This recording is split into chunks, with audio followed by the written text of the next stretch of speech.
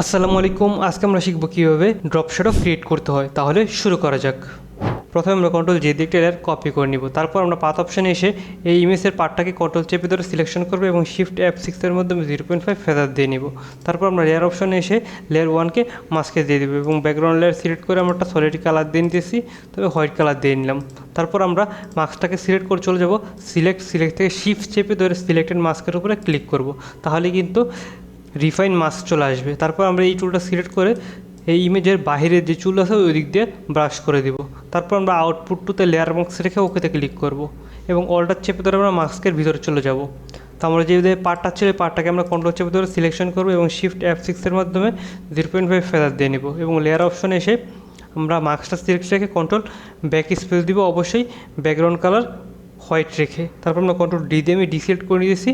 তো ডিসিলেক্ট করে নেওয়ার পর আমরা এখান থেকে ডস টুল সিলেক্ট করব এবং এখানে হাইলাইট এবং এক্সপোজার 50 রেখে আমরা চুলের ভিতরের দিকে ব্রাশ করে দেবো। তাহলে কিন্তু সব চুলগুলো ফিরে আসবে। এবং আমাদের বার্ন টুলটা সিলেক্ট করে এখানে শ্যাডো এবং এক্সপোজার 5 রেখে বাইরের দিকে ব্রাশ করে দেবো। তাহলে সব ময়লাগুলো কিন্তু চলে যাবে। তো আমি অলটা চেপে ধরে বের হয়ে গেলাম। তো বের হওয়ার পর আমরা এই মাস্কটা সিলেক্ট থেকে কন্ট্রোল জে দিয়ে আবার একটা কপি করে নিব এবং মাস্কটা সিলেক্ট রেখে মাউসের রাইট বাটন ক্লিক করে অ্যাপ্লাই লেয়ার মাস্ক করে দিব। তাহলে কিন্তু এই লেয়ারটা ট্রান্সপারেন্ট হয়ে যাবে। তারপর আমরা এই লেয়ারের এ পাশে সিলেক্ট রেখে মাউসের রাইট বাটন ক্লিক করব। এখানে পেয়ে যাবো হচ্ছে আমরা ব্লেন্ডিং অপশন। তো ব্লেন্ডিং অপশন আমরা চলে যাব। তো ব্লেন্ডিং অপশনে আসার পর আমরা এখানে দেখতে পারতেছি যে আমাদের এখানে সবার নিচে কিন্তু ড্রপ শ্যাডো আছে। হ্যাঁ, তো ড্রপ শ্যাডোর এখানে ক্লিক করব, এখানে না এখানে ক্লিক করব। তো ক্লিক করার পর আমরা আমাদের ব্লেন্ডিং মুডটা আমরা রাখবো হচ্ছে মাল্টিপ্লাই, আর অপাসিটি প্রয়োজন মতো রাখবো, আমি 40-এর মতো রাখতেছি।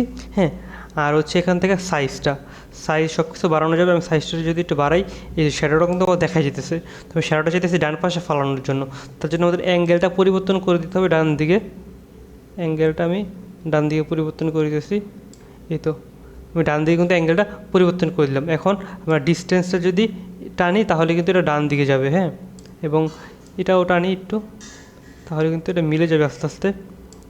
আমি এটাকে 30-এর মতো রাখতে পারি। এটা 30-এর মতো রাখতেছি এবং এটা রাখতেছি আমি 20-এর মতো এবং এখানে আমি রাখবো 60।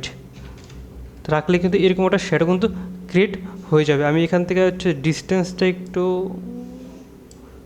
অ্যাঙ্গেলটা একটু পরিবর্তন করে দিই। অ্যাঙ্গেলটা একটু উপরের দিকে নেওয়া লাগবে, একটু উপরে।